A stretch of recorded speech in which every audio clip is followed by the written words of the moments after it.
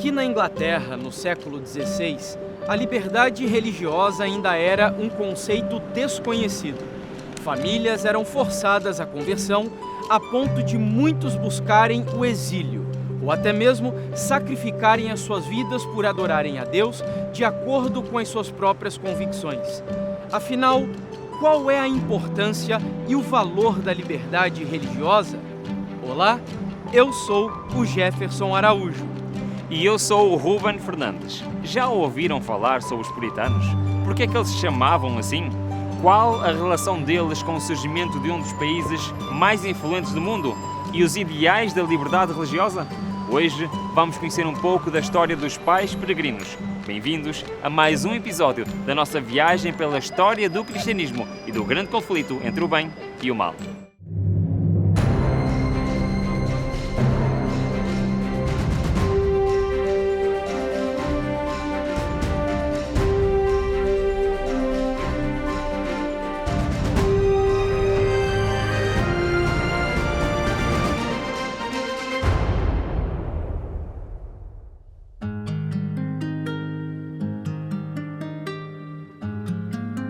A reforma protestante, em algumas ocasiões, foi usada também para fins políticos. A Inglaterra, por exemplo, já em conflito com a Igreja Romana, viu em John Wycliffe um aliado contra os impostos papais. Wycliffe não imaginaria que cerca de 2 séculos depois, o rei da Inglaterra, Henrique VIII, se separaria de Roma, criando uma igreja reformada com o apoio do parlamento. E que mais tarde ele seria o responsável por autorizar a tradução da Bíblia para o inglês. Henrique VIII rompeu com a Igreja Romana principalmente por querer um herdeiro, algo que a sua união com Catarina de Aragão não lhe proporcionou. Após a recusa do Papa Clemente VII em anular o seu casamento, Henrique divorciou-se unilateralmente para casar com Ana Bolena, sendo excomungado. Como resposta, declarou-se chefe supremo da Igreja da Inglaterra, que passou a ser conhecida como Igreja Anglicana. A nova Igreja Anglicana fechou os mosteiros, adotou certas práticas protestantes, mas manteve muitas tradições romanas, inclusive a estrutura eclesiástica, substituindo apenas a autoridade do Papa pela do monarca. Os cidadãos eram obrigados a jurar lealdade ao rei, sob pena de perseguição. A frequência aos cultos tornou-se obrigatória, mantendo a intolerância religiosa, agora direcionada aos próprios católicos romanos. Thomas More, por exemplo, crítico de William Tyndale, foi executado por recusar a conversão à Igreja Reformada.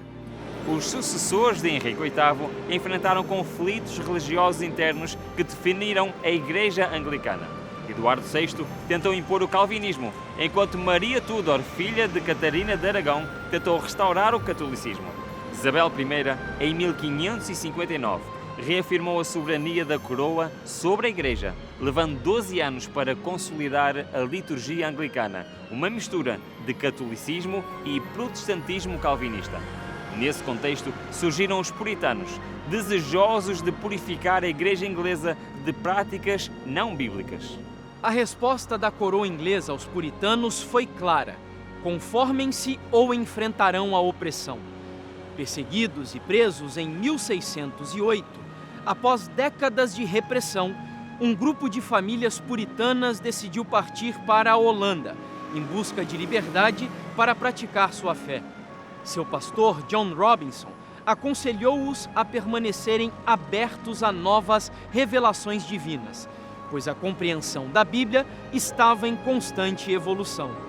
Em 1620, após 12 anos na Holanda, enfrentando dificuldades económicas e preocupações com a assimilação cultural de seus filhos, os puritanos, agora peregrinos, embarcaram em 6 de setembro de 1620 rumo à colónia da Virgínia, na América do Norte. O navio que transportou 102 peregrinos chamava-se Mayflower. Na sua maioria eram puritanos que procuravam liberdade religiosa longe do poder da Igreja Anglicana.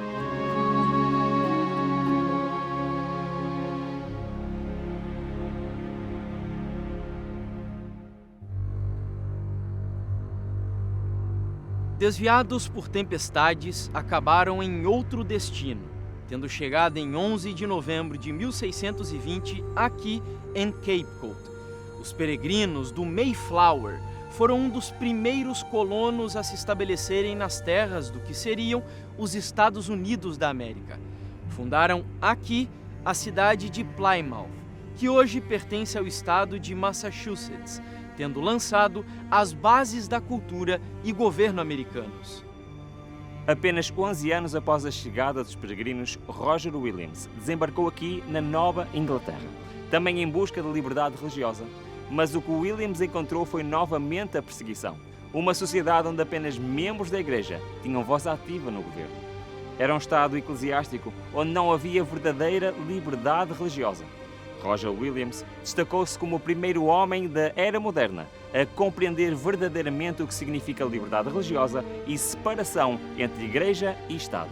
Desafiando a versão puritana de uma inquisição, Roger Williams foi expulso da colônia de Massachusetts, acusado de subverter a pureza do Estado e querer o fim da união da Igreja com o Estado. Williams e seus seguidores, enfrentando um rigoroso inverno em 1636, refugiaram-se mais ao sul, onde fundaram Providence, em Rhode Island, estabelecendo um refúgio para todos que buscavam adorar a Deus de acordo com a sua própria consciência. Dessa forma nasceu, aqui nos Estados Unidos, a verdadeira liberdade civil e religiosa de acordo com a Bíblia.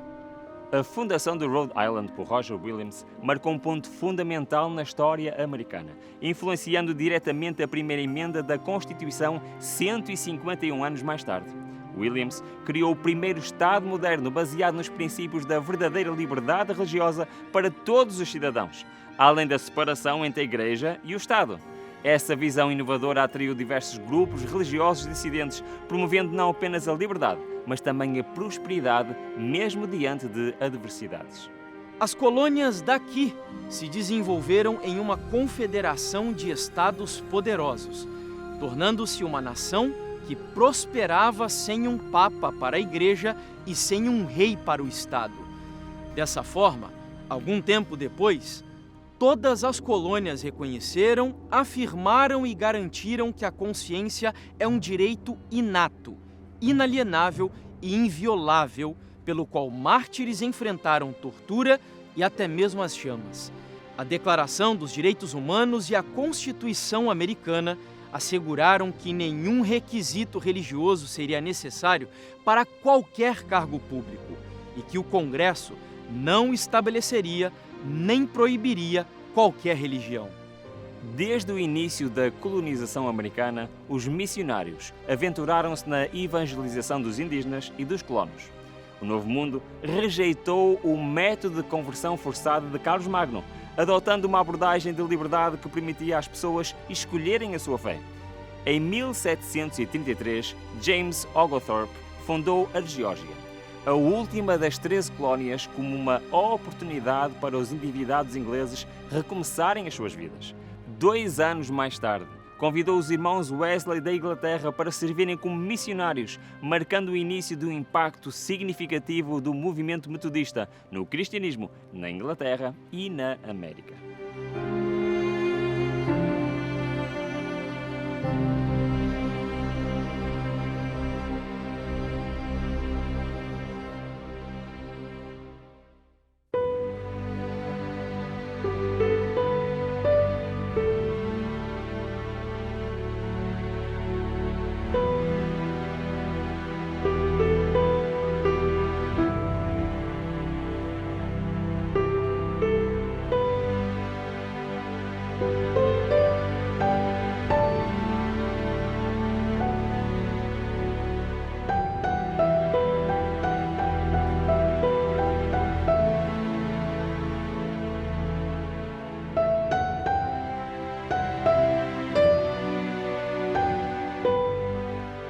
Na Inglaterra do século XVIII, Samuel Wesley, um respeitado clérigo da Igreja Anglicana, e Susanna Wesley, uma mulher de oração e dedicada à educação religiosa, incutiram nos 19 filhos a importância da fé.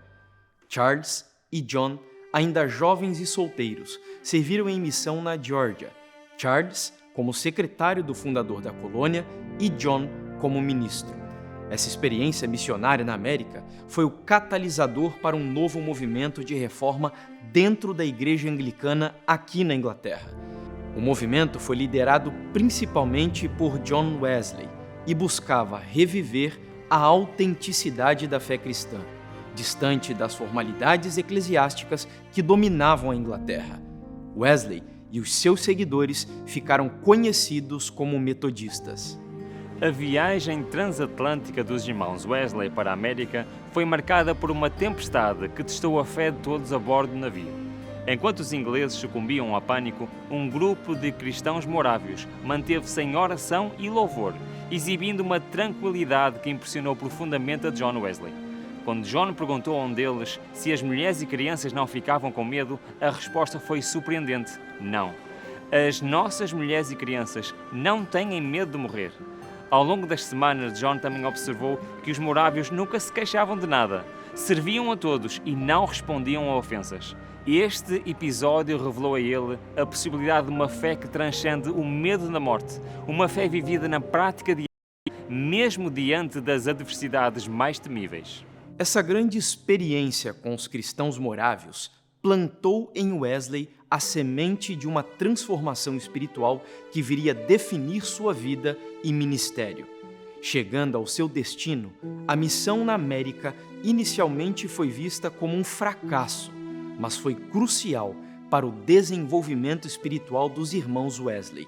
Dificuldades de se conectarem com os indígenas e com os colonos, problemas de saúde e de adaptação à vida na colônia encurtaram a estadia. Depois de retornar à Inglaterra, uma nova experiência com os morávios transformou ainda mais John Wesley. Ao ouvir a leitura de um prefácio de Martinho Lutero à Epístola aos Romanos, ele experimentou e descreveu como o seu coração estranhamente aquecido. Naquele momento, ele compreendeu a essência da fé cristã, a justificação pela fé e não pelas obras humanas. Esta nova visão não apenas revitalizou a sua espiritualidade, mas também impulsionou a fundar o movimento metodista, caracterizado pela ênfase na experiência pessoal com Deus e na transformação interior conduzida pela graça.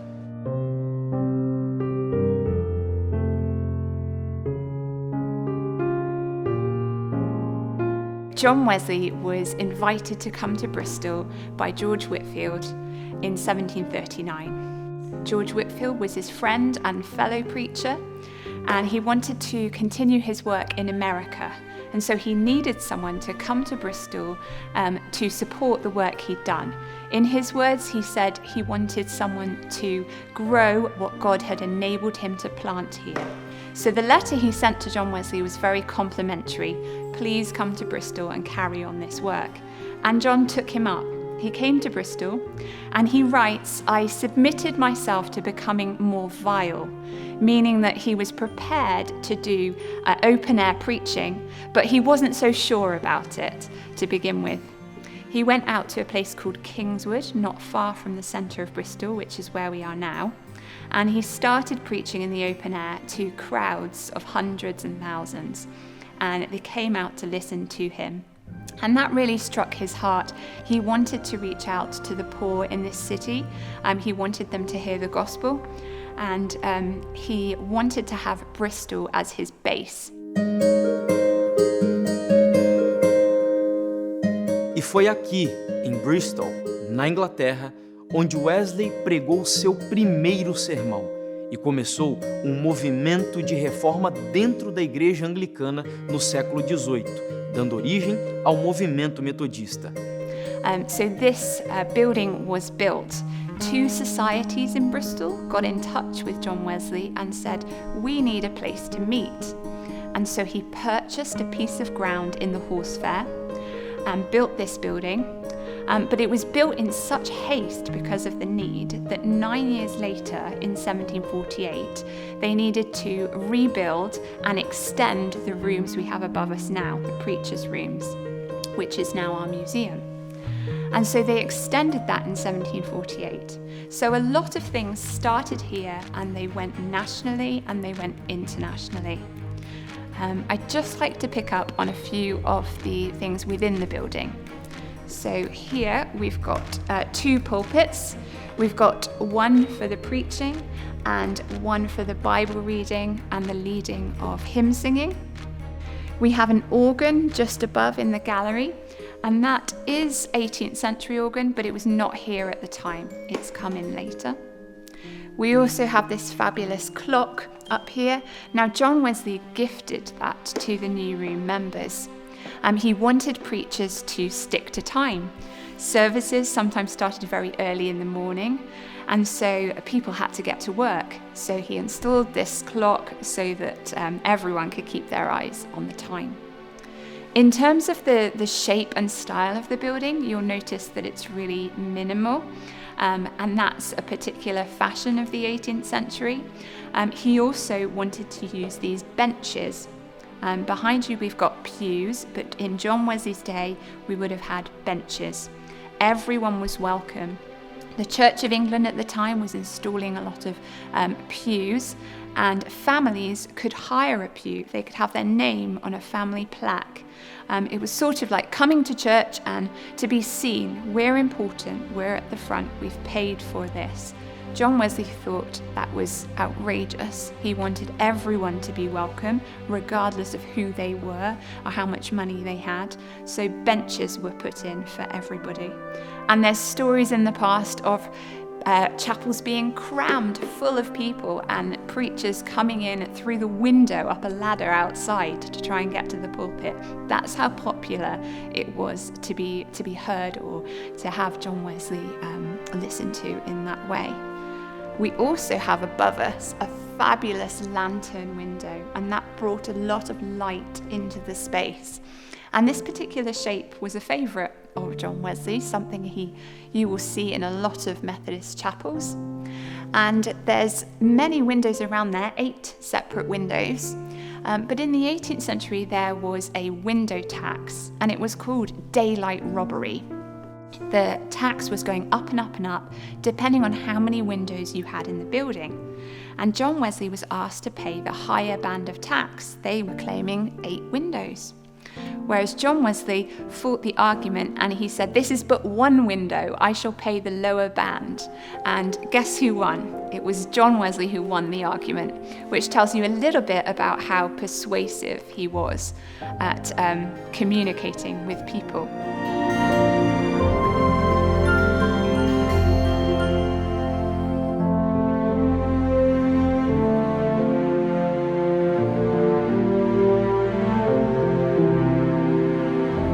Exatamente este local, o New Room, foi o primeiro edifício do metodismo usado por Wesley e outros metodistas como um local de reunião e pregação.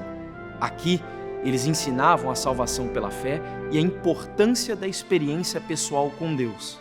Wesley dizia que a graça de Cristo não isenta os cristãos da obediência à lei moral. Para ele, os 10 mandamentos são uma expressão da vontade divina para a vida humana, uma fiel testemunha do céu, que deveria moldar o comportamento e o caráter cristão. So here at John Wesley's New Room, we have a fabulous museum and we have lots in our collection, lots to see and lots to look at. One of my favourite pieces is our membership books. They are a record in John Wesley's handwriting of all the early members that were here at the New Room.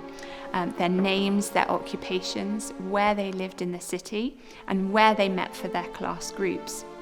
I have a group of volunteers who are transcribing that information so that we can have records that people can come and search for. John Wesley also produced a number of different pamphlets, and I'll mention 2 in particular. One was Primitive Physic, and this was a herbal remedy guide. It sold over 1 million copies. He wanted everyone to have access to healthcare, so he set up Bristol's first medical dispensary here. It wasn't very successful because medicines were expensive at the time and there was just so much need that it couldn't be continued. So I think that's one of the reasons why this pamphlet came about, so that people could try their own remedies at home. And some of these would have been safer ways to provide for relieving ailments rather than going to expensive doctors who may have killed you rather than cured you. So that became very popular, and it's still something that we sell in our shop for people to have a look at. In parts, John Wesley writes, he tried it once, never again, it didn't work. But it's really useful for us to see today and look back at what they tried. Another one is Thoughts Upon Slavery. And this is a pamphlet that got produced in 1774.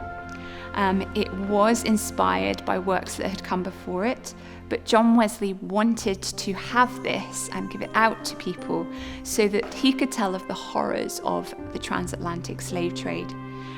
He had been out to Georgia himself and seen firsthand, but because Bristol was such a trading city, he wanted people locally to have that information to hand and to campaign with him for the abolition of slavery.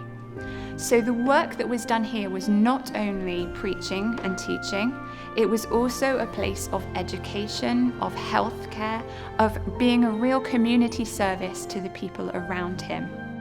And so he had his base with bedrooms upstairs to invite local preachers around, traveling preachers, to teach them in order to send them out. He was really interested in sending out the word far and wide. He was very much a traveling preacher. So whilst we have his bedroom and study here, he largely didn't spend a lot of time in them because he was out riding his horse to many places preaching. You'll notice if we go out to the courtyard that there's John Wesley on horseback, and below the statue we've got John Wesley saying, "The whole world is my parish." And he's said to have ridden 250,000 miles up and down the country, preaching the good news to people far and wide.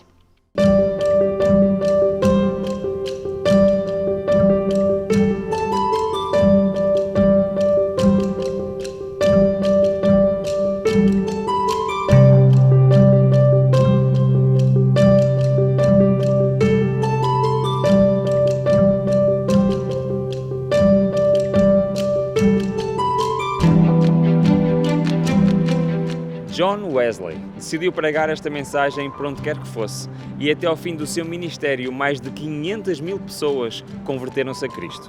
No entanto, nem tudo era fácil na obra da reforma promovida por Wesley. Agora, com uma nova visão de fé, ele enfrentou resistência e perigo, mas também testemunhou momentos de profunda proteção divina. Em várias ocasiões, a presença de anjos em forma humana dispersou multidões hostis. Ele próprio relatou que não sentiu dor em momentos de agressão.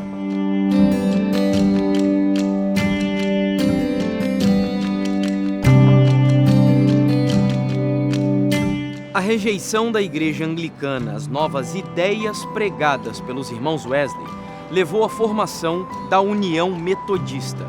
Inicialmente concebido como um grupo de estudo bíblico, o movimento metodista foi criticado por seu rigor e disciplina. Porém, essa crítica acabou por tornar-se um elogio. O movimento cresceu, destacando-se por sua abordagem prática da religiosidade, enfatizando a importância da oração, do estudo bíblico e do serviço ao próximo. Estamos a chegar ao fim de mais uma jornada. Hoje, percorremos o caminho dos puritanos até o Novo Mundo e vimos um grupo determinado em viver a sua fé longe da perseguição da Igreja da Inglaterra. Apesar dos erros cometidos pelos próprios puritanos na América, a sua jornada marcada por desafios e sacrifícios é inspiradora e culminou na fundação de uma sociedade que valorizava profundamente a liberdade de adorar segundo a consciência de cada pessoa. A história dos irmãos Wesley, por sua vez, nos levou ao surgimento do movimento metodista, uma resposta direta aos formalismos da igreja daqui da Inglaterra. A experiência transformadora de John Wesley, que o levou a uma compreensão mais profunda da graça e da salvação pela fé, marca o início de um movimento que nos ensina a importância da relação entre a fé e a obediência à palavra de Deus. Concluímos assim este episódio e também a segunda temporada desta série, com um convite à reflexão sobre a nossa própria jornada espiritual. Que possamos buscar também uma fé viva e transformadora que nos inspire a fazer a diferença no mundo ao nosso redor. Em breve voltaremos. A terceira temporada será incrível. Abriremos novas páginas da história para descobrir como Deus continuou, agora no novo mundo, a conduzir o seu povo. Assim, chegamos ao fim da segunda temporada desta viagem impressionante pela história do cristianismo e do grande conflito entre o bem e o mal. Até à próxima!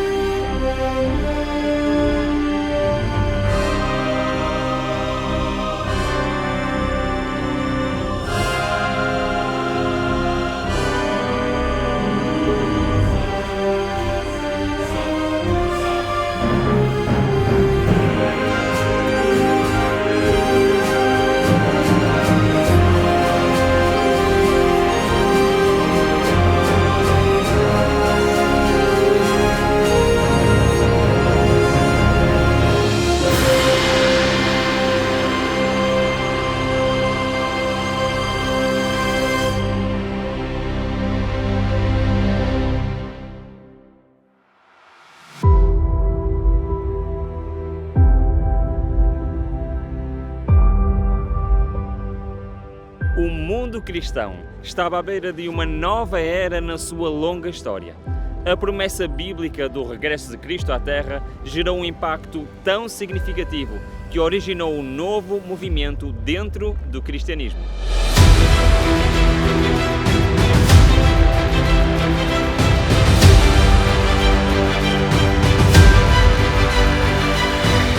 O desapontamento foi algo terrível para os seguidores da mensagem do Advento. Eles acreditavam fielmente que a última advertência ao mundo foi anunciada. Por isso, renunciaram a tudo por Jesus Cristo.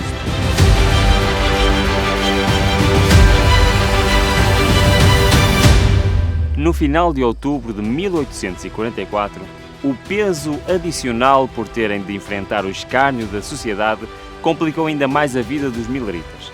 Como Miller escreveu, parecia que todos os demónios do abismo tinham sido soltos sobre nós. Aqueles e muitos outros que clamaram por misericórdia 2 dias antes, agora estavam misturados com os rebeldes e zombadores.